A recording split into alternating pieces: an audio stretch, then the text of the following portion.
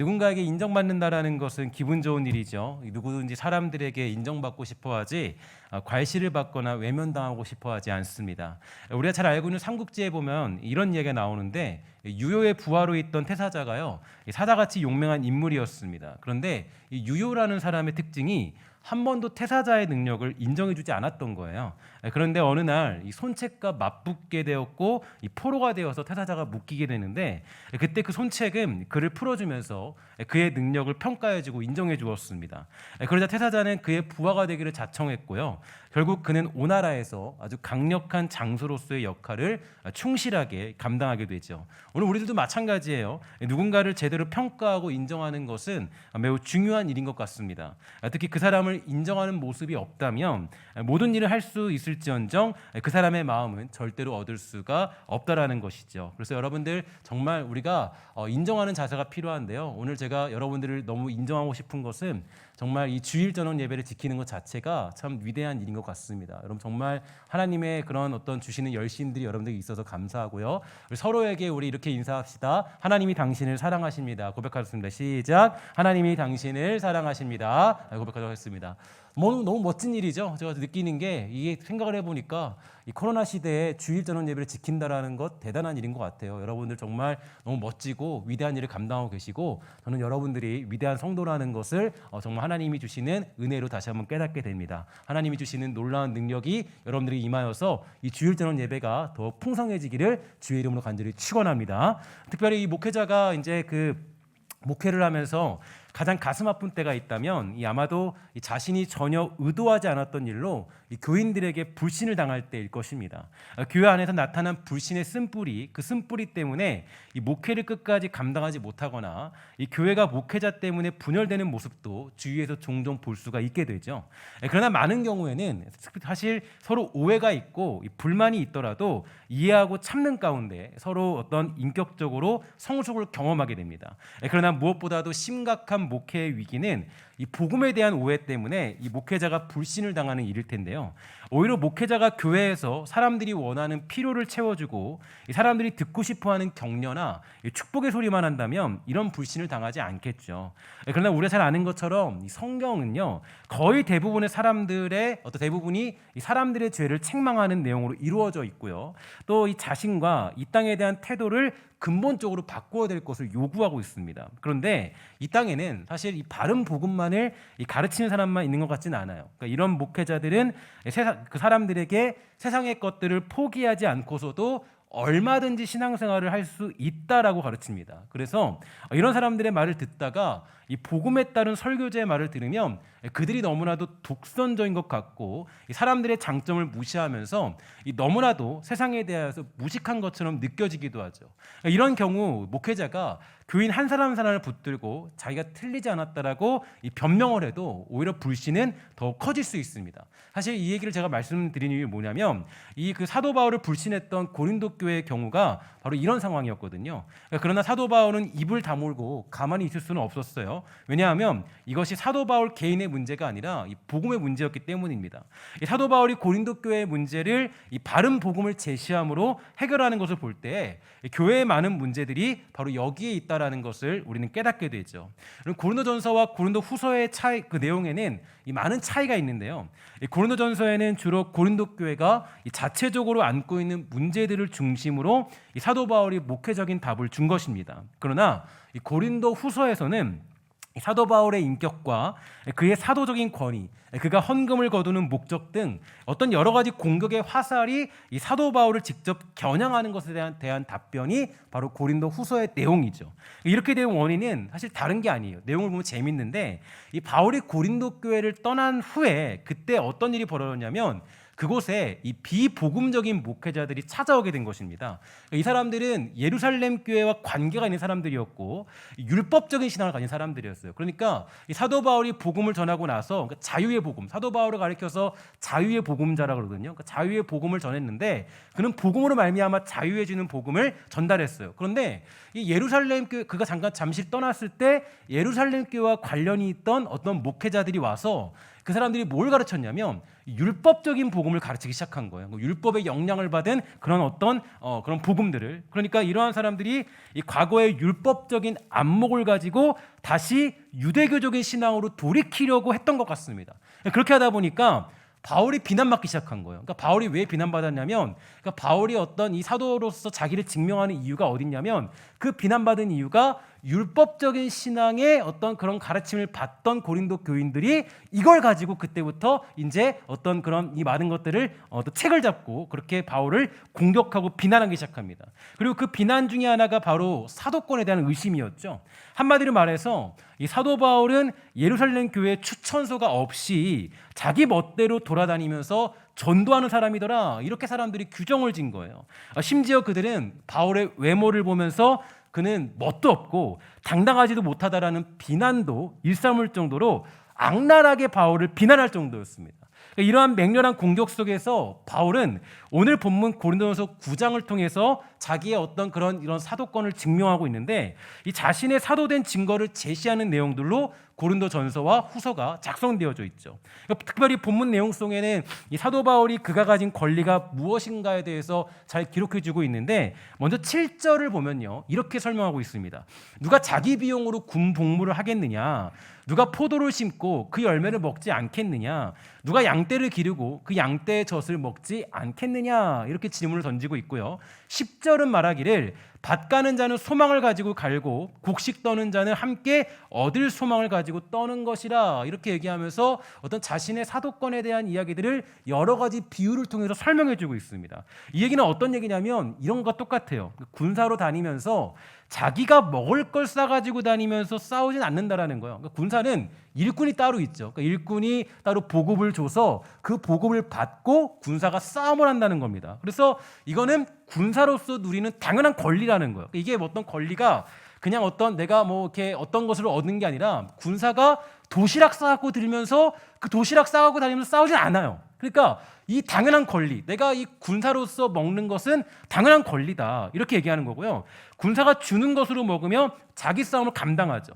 또한 곡식을 떠는 소도 마찬가지예요. 곡식을 떨 때, 이 곡식이 있던 또 곡식을 떨 때 그냥 떠는 게 아니라 어떤 이 그 똥을 그 곡식을 떨 때 뭐 하냐면 곡식이 떨어지는 걸 먹어가면서 곡식을 떨게 되거든요. 이렇게 떠는 장면을 보면서, 그러니까 이 소가 그냥 일을 하는 게 아니라 일을 할 때는 그것을 먹을 것을 예상을 하고 그 먹을 것이 있기 때문에 그 먹을 것 가지고 당연하게 일을 한다는 거예요. 그게 권리라는 거예요. 그러니까 이거는 그냥 먹는 것, 소가 그걸 먹는 것은 어떤 뭐 이유를 막론하고 권리예요, 권리. 그러니까 당연한 권리. 그러니까 지금 사도 바울이 얘기하는 건 지금 당연한 권리에 대해서 얘기를 하고 있고 거기에 대해서 증명을 해주고 있다라는 거죠. 그래서 이 사도 바울이 지금 강조하는 것은 당연한 일, 일반적인 이치로 생각해도 당연하게 이루어져야 될 일들에 대하여서 자기의 사도권에 대한 변증을 하고 있는 것입니다. 그러니까 간단하게 얘기하면 이 바울의 사도권의 어떤 권리들은 당연한 일이다. 이 사도권을 통해서 어떤 일을 하고자 하는데 그 일들을 이루고자 하는 건 당연한 권리다라고 이 사도 바울이 설명해 주고 있는 거예요. 그래서 12절에 보니까 이렇게 되어 있습니다. 다른 이들도 너희에게 이런 권리를 가졌거든 하물며 우리, 그러니까 사도들일까 보냐, 나 같은 사람일까 보냐. 그러나 우리가 이 권리를 쓰지 않고 범사에 참는 것은 그리스도의 복음에 아무 장애가 없게 하려 함이로다. 우리 앞서 봤듯이 사도 바울이 뭐라 그랬어요? 바울은 우상의 제물, 그것이 만약에 고기를 먹는 게 누군가에게 시험이 된다면 난 먹지 않겠다. 그리고 내가 누군가를 위해서 약해질 수도 있고 강해질 수도 있고 누군가의 어떤 복음을 받아들일 수만 있다면 그 사람을 위해 죽을 수도 있고 내가 강해질 수도 있고 내가 뭐 율법자가 될 수 있고 여러 가지 것들이 될 수 있다고 얘기했어요. 그 사도 바울이 그렇게 얘기했죠. 그러니까 사도 바울의 이야기가 좀 이해가 가실 겁니다. 이 말은 조금 더 지난번에 제가 말씀드렸던 설교를 상기시켜 볼 필요가 있는데요. 사도 바울은 말하기를 내가 너에게 이 큰 소리로 화를 내지 않도록 해달라 했던 간곡한 부탁을 한 적이 있어요. 그 부탁은 마치 이것과 같습니다. 엄마가 자녀에게 공부해라, 공부해라, 공부해라 라고 말하다가 누구야? 엄마가 공부하라는 말로 너를 혼내지 않게 해줄 수 없겠니? 라고 부탁하는 것과 같아요. 이것은 엄마가 자녀에게 할 수 있는 당연한 권리예요. 이게 뭐 공부하라는 말은 뭐 권리를 획득하고 이런 게 없죠. 그러니까 엄마는 그냥 자녀에게 내 자녀니까 뭐 해야 돼요? 공부해라. 이건 당연한 얘기예요. 이게 이상한 얘기가 아니에요. 권리라는 거예요, 권리. 그러니까 또 엄마만이 가지고 있는 유일한 권리죠. 큰 소리 치는 건. 사도 바울도 마찬가지예요. 사도 바울이 무슨 얘기를 하고 싶으냐면 이 얘기예요. 이게 당연한 권리라는 거예요. 그러니까 사도 바울로서 내가 가르치는 자로서 역할을 감당하는 건 이건 뭐 너희들이 얘기하든 말든 내가 당연히 갖고 있는 권리다. 이렇게 얘기하는 거예요. 그는 지금 이러한 예를 들면서 자신이 사도로서 당연히 누리는 권리, 감당해야 될 권리, 그것은 바로 당신들을 양육하며 가르칠 수 있는 권리라는 거예요. 특별히 이 사도 바울은 말씀을 가르치는 자 아니겠습니까? 그러니까 말씀을 가르치는 특징이 있는데 말씀에는 어떤 특징이 있냐면 히브리서 4장 12절에 보니까 이렇게 얘기합니다. 하나님의 말씀은 살아있고 활력이 있어 좌우의 날선 어떤 검보다도 예리하고 혼과 영과 및 관절과 골수를 찔러 쪼개기까지 하며 또 마음의 생각과 뜻을 판단한대요. 그러니까 무슨 얘기냐면 하나님의 말씀은 가르침을 받는 것이에요. 그러니까 하나님의 말씀은 이런 특징 때문에 그냥 서로 조우하고 커뮤니케이션 나눠서 합의점을 이루거나 도출을 받는 것이 아니라 이 하나님의 말씀은 가르침을 받는 거예요. 이게 특징이에요. 하나님 말씀은 선포죠. 선포. 그러니까 말씀은 가르침을 받는 것입니다. 가르침을 받는다라는 것은 결국 가르치는 자 앞에서 자신의 부족함을 깨닫는 거죠. 그리고 그렇게 할 수 있는 권위가 바로 주의 종으로 부름받은 사도 바울에게 있다는 겁니다. 그래서 이런 어떤 근거를 제시하면서 벨직 신앙 고백서를 보면 이 목사에 대해서 이렇게 정의해주고 있어요. 하나님의 말씀에 따른 목사는 그가 어떤 형편에 있든지 간에 유일한 목자요 교회의 머리 대신 그리스도를 섬기는 모든 목사들과 같이 동일한 힘과 능력을 가지는 것이다.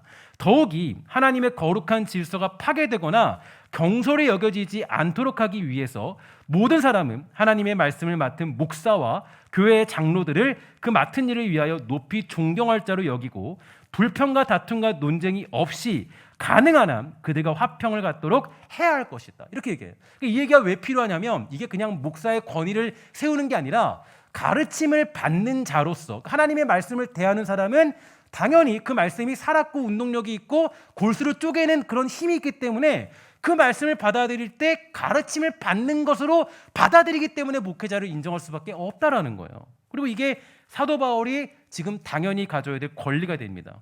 이 시대의 주의 종들이 가지는 성경적인 권리가 되는 게 여기에 담겨져 있는 거죠. 그런데 지금 사도 바울은요, 그러한 권리가 모두 무너져버린 상태예요. 그래서 고린도 교인들은 이 바울을 인정할 마음이 없었습니다. 왜냐? 이미 율법적인 사고에 젖어들었기 때문에. 그러니까 그냥 어떤 하나님이 세우신 종으로 인정하는 것이 아니라 저 사람을 판단할 때 야, 저 사람의 머리 모양을 보니까 저 사람은 주의 종 같지가 않아. 야, 저 사람이 어떻게 머리가 대머리인데 어떻게 저 사람이 주의 종일 수 있냐? 머리가 조금 2대8로 저처럼 이렇게 딱 해야지. 그게 주의 종인데 주의 종이 어떻게 머리가 대머리라는 거예요. 그러니까 이게 이렇게 하니까 이게 될 수가 없는 거죠. 그러니까 야, 그 주의 종이면 그 어떤 사도라면 말도 좀 씩씩하게 하고 좀 제대로 해야 되는데 왜 이렇게 어눌해? 주의 종이 될 수 없어. 율법적으로 보니까. 율법적으로 보니까 이 사도 바울을 인정할 수 없는 거예요. 그러니까 사도 바울의 그러한 권리, 당연히 가르치고 양육할 수 있는 권리가 모두 무너져버린 상태가 된 겁니다. 고린도 교인들은 바울을 인정할 마음이 없었죠. 그의 가르침을 받아들일 생각이 없었어요. 그래서 바울은 이런저런 예와 근거들을 가지고 자신의 사도권과 부름받은 주의 종으로서의 당연한 권리를 고린도 교인들에게 아주 부득불하게 설명하고 있는 거예요. 그래서 결국 어디까지 가게 되냐면 제가 좀 이번에 그 말씀을 연구하면서요. 제가 새벽에 이제 연구를 했는데 연구를 하면서 제가 너무 놀라운 사실을 깨달았어요. 제가 단어를 찾아보면서 너무 재밌는 게 그 단어를 찾아보니까 부득불이라는 단어를 찾아봤거든요. 부득불. 근데 부득불이라는 단어를 찾아보니까 오직 고린도전서 후서에만 나오더라고요. 다른 성경은 아무것도 안 나와요. 부득불이라는 단어는요. 여기만 나와요. 그러니까 사도 바울이 부득불이라는 단어를 3번 사용해요. 3번. 3번 사용하는데 이 부득불이라는 단어는요. 사실 이건 것 같아요. 그러니까 좀 이 부득불은 모두가 사도 바울이 자기의 사도권을 증명할 때 이 부득불이라는 단어를 사용합니다. 그래서 먼저는 이 고린도전서 9장 16절에 보면 이렇게 되어 있습니다. 내가 복음을 전할지라도 자랑할 것이 없음은 내가 부득불 할 일임이나 만약 복음을 전하지 아니하면 내게 화가 있을 것이로다. 이렇게 얘기해요. 이거는 복음 전하는 것으로 다시 말해 당신들을 가르치는 것으로 자신의 사도권이 증명된다라는 것을 의미하는 겁니다. 그 다음에 고린도후서 11장 30절에 보니까 여러분 잘 아는 말씀이죠. 뭐라 그래요?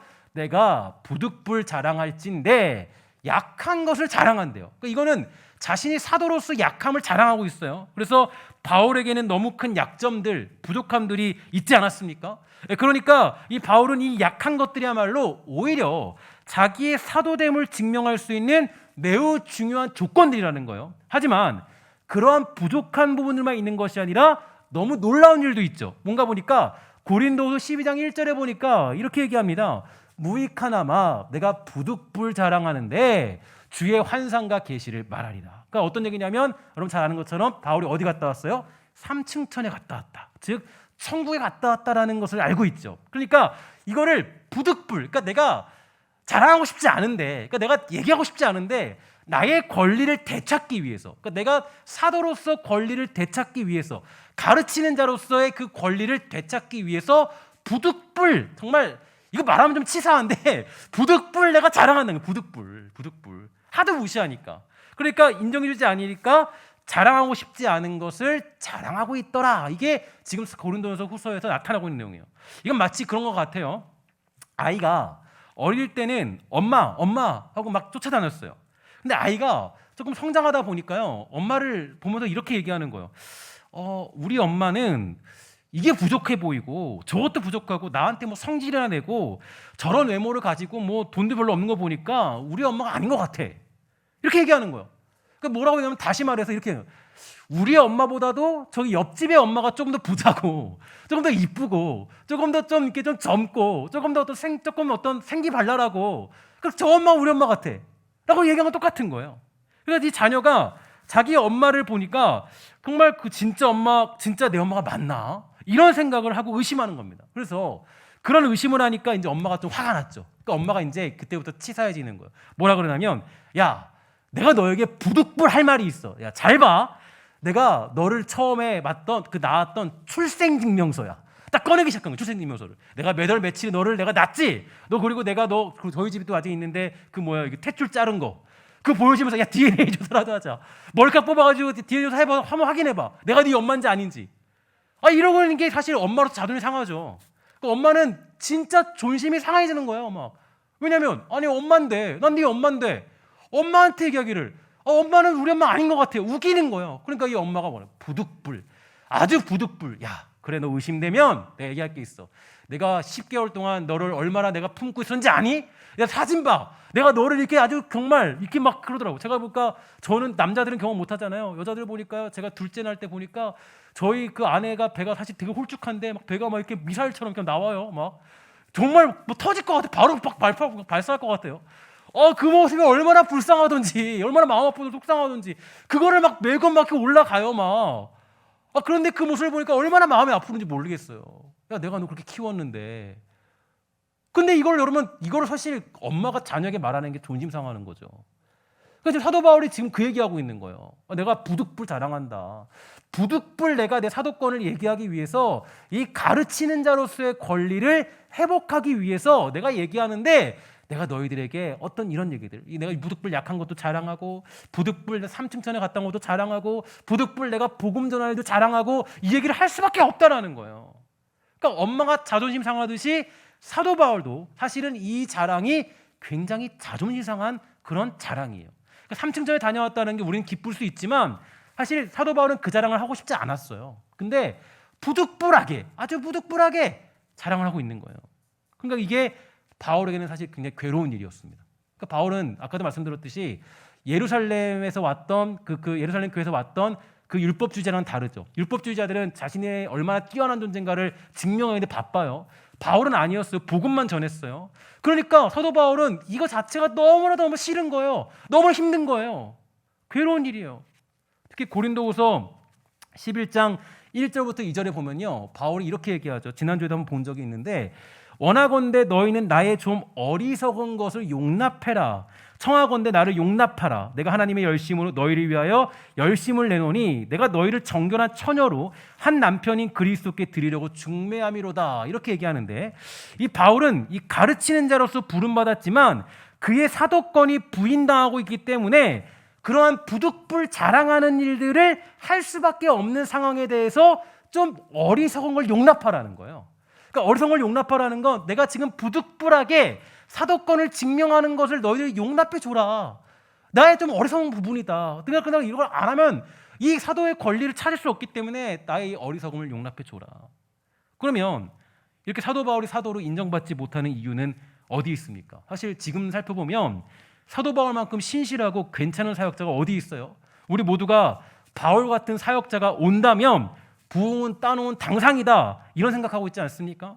심지어 바울은 고린도 교인들을 키우면서 복음을 전할 때 이러한 심정으로 감당한 사람이에요. 고린도전서 2장 1절과 2절. 저도 이렇게 정말 전하기 원하는데 이렇게 얘기합니다. 형제들아, 내가 너희에게 나아가 하나님의 증거를 전할 때, 여기 잘 보세요. 이게 사실 목회자가 되게 조심해야 되는 건데, 말과 지혜의 아름다운 것으로 아니하였대요. 그러니까 그냥 어떤 뭐 사설 같은 걸로 그냥 그런 것도 여러분들이 유혹하지 않았다라는 거예요. 내가 너희 중에서 예수 그리스도와 그가 십자가에 못 박히신 것 외에는 아무것도 알지 않으려고 작정했대요. 그러니까 그냥 뭐 화려한 말과 언어와 언변으로 복음 전하지 아니하고 오직 그리스도만 전하는 그런 역할을 감당한 사람이 사도 바울이었어요. 그러니까 바울은 지혜로 복음을 전하지 아니하였고 오직 예수 그리스도의 십자가의 복음, 그 본질만을 선포한 사람이 사도 바울이었습니다. 그러니까 사도 바울이 전한 복음에는 문제가 있어요, 없어요? 문제가 전혀 조금도 없죠. 어떤 사심도 없습니다. 아름다운 말로 또 괜찮아 보이는 것으로 복음을 꾸미지도 않았어요. 그런데 바로 여기서 문제가 벌어지게 된 거예요. 아까 서론에도 말씀드렸던 것처럼 고린도 교인들은 사도 바울과 다른 사역자들을 비교하기 시작했던 거예요. 저 사람을 보니까 저 사람이 더 거룩해 보이는데, 야, 저 사람 말이 조금 더 인정스러운데, 저 사람을 보니까 더 훌륭해 보이는데, 사도 바울 저 사람은 외모도 목회자 같지 않아. 예루살렘에서 온 저 사람이 외모가 목회자 같고 목소리도 부흥사 같다는 거예요. 심지어 누가 더 금욕적이냐, 누구는 차를 타고 안 타고 사례를 받고 안 받고 이런 것으로 바울을 비교해가면서 인정해주지 않은 것입니다. 그러나 중요한 것은 사도 바울이나 주의 종으로 세워지는 건 사실 하나님의 일하심 가운데 세워지는 것이지 어떤 뭐 자격 조건을 따서 어떤 그런 자리에 있는 건 절대 아니죠. 그가 정말 그 하나님의 일하심 가운데 있는 것이고 그가 사꾼이 아닌 이상 우리는 그것을 믿음으로 성숙한 신앙으로 받아들여야 되는 거예요. 하지만 고린도 교인들에게는 그런 성숙함이 없었죠. 하나님이 부르신 사도로 바울을 받아들이는 것이 아니라 외적인 조건들로 비교하면서 바울을 인식하고 있으니까 이 바울의 가르침이 그들에게 들어갈 수 없는 거예요. 그러니까 이에 대해서 사도 바울은 목자와 양, 또 교회적인 자리에서 가져야 될 이 목자와 양의 관계에 대해서 정리를 해주는데, 이게 이제 갈라디아서 가면요 되게 재미있는 게 사도 바울이 이 부분에 대해서 확실하게 정리를 해줍니다. 제가 아까 그 오전 예배 때도 설명을 드렸는데 갈라디아서 6장 6절과 10절을 보면 이렇게 얘기하죠.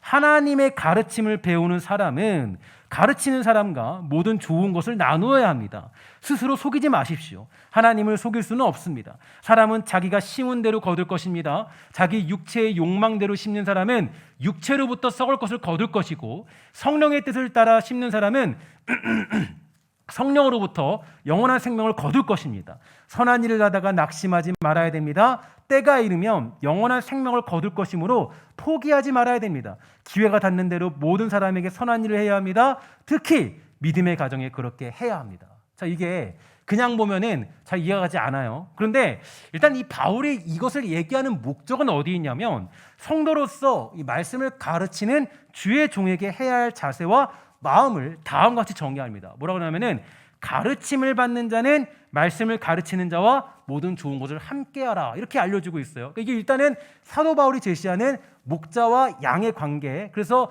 이 가르치는 자를 인정할 때, 가르친 자를 대할 때 모든 좋은 것을 정말 같이 해라, 이렇게 얘기해주고 있어요. 그러니까 이것은 성도로서 당연히 해야 될 의무이고 성숙한 신앙의 마음입니다. 그러니까 여러분들은 주의 종들을 대할 때 가장 좋은 것으로 그것을 함께하고자 하는 마음을 가지셔야 돼요. 이게 성경적인 그런 어떤 근거고 내용이 돼요.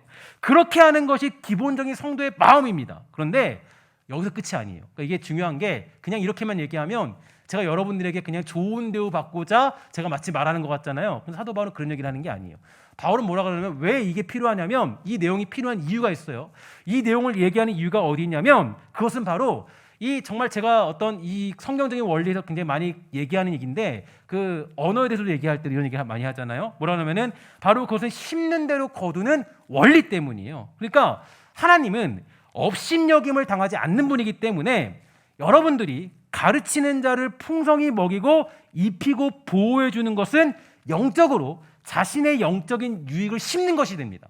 그러니까 가르치는 자의 다시 말해서 가르침을 받는 자가 가르치는 자와 좋은 것을 함께 나누면 가르치는 자는 더욱더 풍성하게 가르침을 받는 자에게 기름진 것을 줄 것이니 이것은 가르침을 받는 자가 누리는 가장 큰 유익이 되더라는 거예요. 그래서 때로는 성도들은 목사의 어리석음도 받아들일 넉넉함이 있어야 되는 이유가 거기에 있는 거죠. 그러니까 가르치는 자의 어리석음을 들춰내고 그것으로 비교하여서 요구하는 것은 결국 만홀히 여기심을 받지 아니하시는 하나님께서 갚으시는 일이기 때문에 이 가르침을 받는 자로서는 가르침을 주는 자와 모든 좋은 것을 함께하는 게 가장 큰 유익이 되더라. 이 얘기를 갈라디아서에서 사도 바울이 얘기해주고 있다라는 거예요.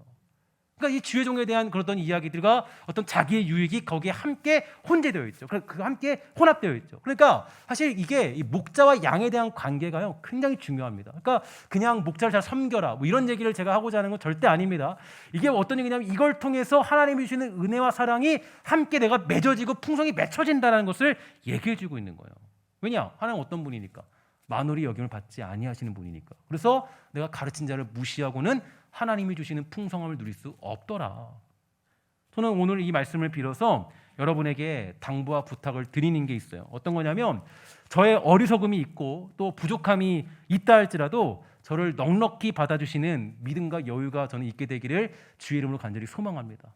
여러분 모두가 저는 정말 그런 생각을 많이 해요. 그러니까 제가 사실 이거는 조금 이제 관련이 없는 얘기긴 한데 제가 목사로서 이 자리에 앞에 서 있잖아요. 얼마나 부족해요. 얼마나 부족하고 연약합니까? 그러니까 여러분들이 저를 만나고 있는 이유는요. 물론 여러분들이 어떤 영적인 유익을 얻을 때도 있겠죠. 하나님이 주는 가르침을 말미암아. 그런데 제가 느끼는 거는 것 같아요.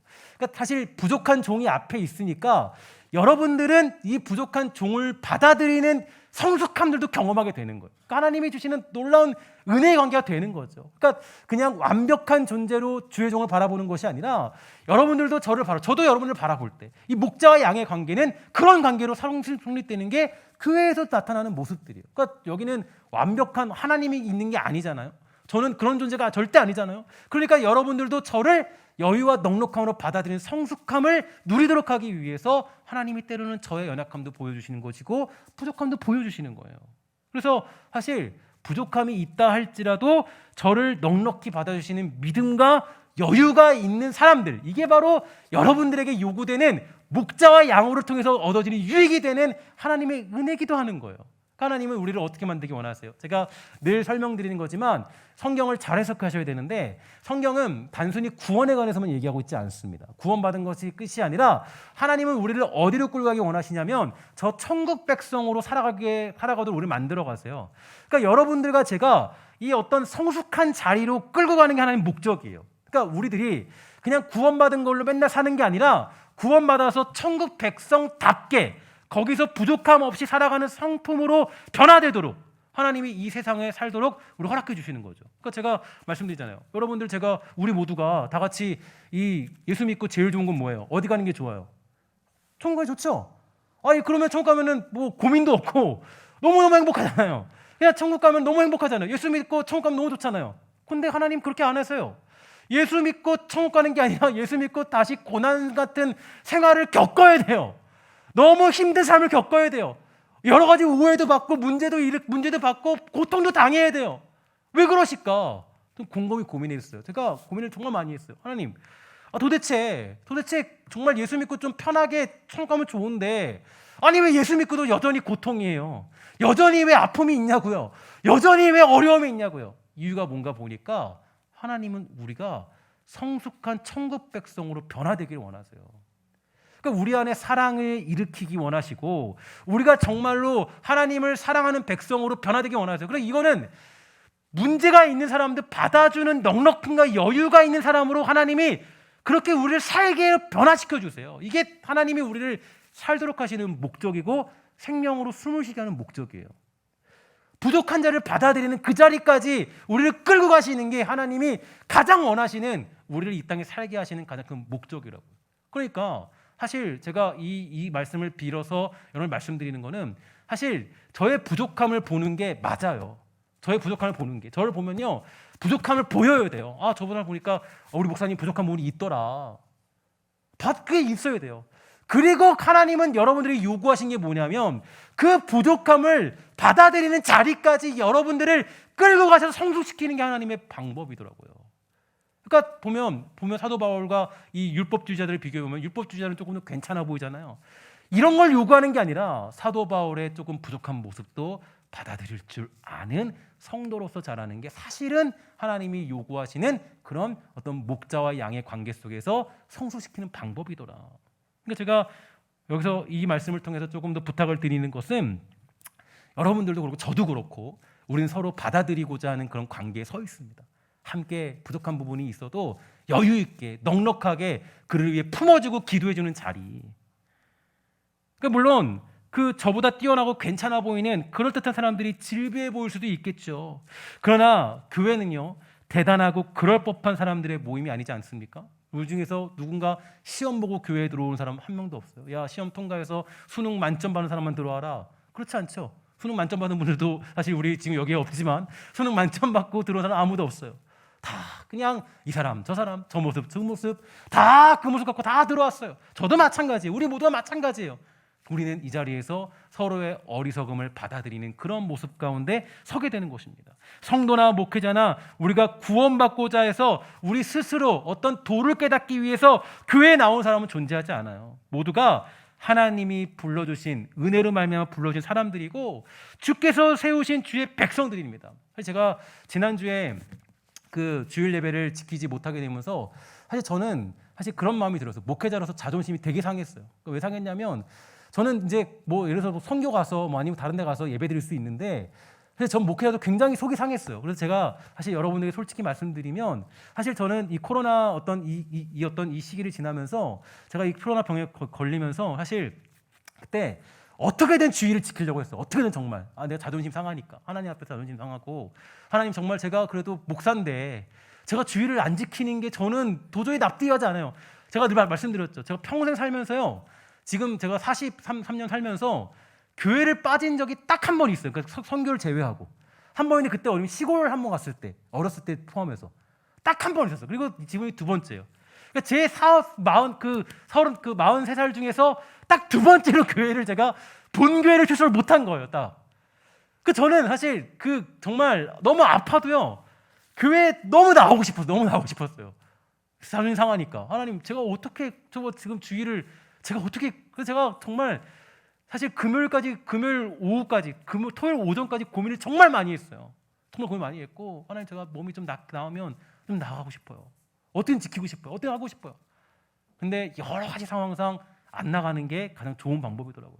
근데 제가 그럼 느낀 게 뭐냐면 하나님이 뭔가 보여주시고자 하는 거구나. 제가 그래서 몇 가지 깨달았다고 그랬죠. 뭘 깨달았냐면 여러분들이 너무나도 위대하게 너무 멋있게 아름답게 인연을 지켰다라는 걸 제가 다시 새삼스럽게 깨달았습니다. 정말 멋지게 지켜왔구나. 정말 그 예배 드리는 게 만만치 않구나. 온라인 예배 드리는 게 만만치 않은 싸움이었구나. 정말 힘들었겠다. 여러분의 생각이 들었고 또 한 가지는 하나님이 저의 연약함을 여러분들에게 아주 그냥 들춰내 보여주신 거죠. 그러니까 정말 물론 목회자가 늘 건강할 수 없고 늘 어떤 이렇게 막 씩씩할 수 없겠지만 그러나 이 목회자도 어떤 병에 걸리면 연약할 수 있다라는 걸 보여주고 있는 거 하나님이 보여주신 것 같아요. 나의 약점을. 그러니까 사실 이런 약점을 하나님 보여주시면서 하나님이 원하신 건 뭐냐면 느낀 게 이거예요. 하나님은 나의 어떤 완전함과 어떤 나의 괜찮음과 좋은 모습을 여러분들에게 어떤 보여주고자 날 세워주신 것이 아니라 하나님은 저 목회자의 연약함마저도 여러분들이 받아주는 그 자리까지 우리를 인도하기 위해서 때로는 그런 아픔들도 허락해 주시는구나라는 것을 저는 깨닫게 되었습니다. 여러분 우리 그런 거예요. 목자와 양의 관계 또 교회에 함께 모였다는 이유는 하나님이 완벽한 사람을 만나도록 하기 위해서 이 자리에 부르신 것이 아닙니다. 그러니까 사실 이 공동체의 자리는 마음에 안 드는 거 투성이에요. 그러니까 목사를 봐도 마음에 안 드는 게 투성이고 때로는 장로님들 봐도 그럴 때도 있고 안수사를 봐도 그럴 수 있고 거리다 그럴 수 있고 그럴 수 있어요. 다 그럴 수 있다고요. 누굴 봐도 그럴 수 있어요. 그러나 뭐 하는 거예요? 그 연약함을 받아주는 자리가 어디냐면 교회라는 거예요. 그걸 인정하는 자리가. 그리고 그 사람과 함께 서는 것, 그게 바로 교회의 자리인 거예요. 그냥 비교하고 그냥 어떤 뭐 그렇게 해서 그냥 비난하는 것이 아니라 이게 하나님이 원하시는 자리예요. 그래서 저는 교회가 서로의 연약함을 자랑하는 자리가 되어야 되고요. 그 문제를 해결하는 그런 자리로 거듭나야 되는 것으로 저는 생각하고 있습니다. 여러분, 정말 우리는 목자 양으로서 심는 대로 거두는 복을 누리며 살도록 그 신비한 하나님의 일하심과 풍성함을 누리도록 그렇게 부름받았습니다. 오늘 저와 목회자들의 부족함이 있다 할지라도요, 여러분의 성숙한 믿음으로 받아주시고, 또 우리 서로 성도 간에 때로는 좀 부족한 모습이 있다 할지라도, 연약한 모습이 있다 할지라도, 내 마음에 들지 않다 할지라도 받아주는 것. 만약에 우리 주님께서 어떤 감정적으로 우리를 대했다면 우리 중에 구원받을 사람이 누가 있겠어요? 야, 너 베드로, 너 나 배신했잖아. 베드로, 너 나 그렇게 저주했잖아. 네가 어떻게 나한테 그럴 수 있어? 막 멱살 거 따지는 게 그게 맞지 않아요? 주님 안 그랬어요. 야, 밥 먹자. 그냥 거기서 모든 게 다 해결된 거예요. 모든 게 다 해결된 거예요. 이게 우리 성숙한 믿음으로 거듭나는 모습들이죠. 그렇게 한다면 정말 우리가 서로를 받아주고 가르치는 자와 좋은 것을 함께하는 그런 거룩한 성도로서의 삶을 살아간다면 만월의 역임을 당하지 아니하신 하나님께서 반드시 가장 좋은 영적인 풍성한 것으로 갚아주신다라고 약속해 주셨습니다. 그러니까 여러분들과 제가 우리 모두가 서로를 받아줄 때, 연약함을 받아줄 때, 연약함을 이해하고 성숙함을 받아줄 때 나에게 고통이에요. 나에게는 아픔이고 힘들어요. 정말 그 받아주는 게 마치 정말 그 고난의 길을 걷는 것 같아요. 그런데 그 길을 걸어가면 하나님이 가장 좋은 것으로 갚아주신다라는 거예요. 그러니까 우리가 그 연약함을 받아주는 자리에 가게 되는 것입니다. 혹시 나의 마음속에 고린도 교회 교인들 같은 마음이나 불신은 없는지 점검해 보시고, 우리 사랑하는 신성교회가 가르침을 받는 자와 가르치는 자가 가장 좋은 것을 서로 나누는 목자와 양의 관계, 그리고 또 그런 교회와 성도와 성도의 관계, 그런 관계가 될 수 있게 되기를 주의 이름으로 간절히 부탁을 드리겠습니다.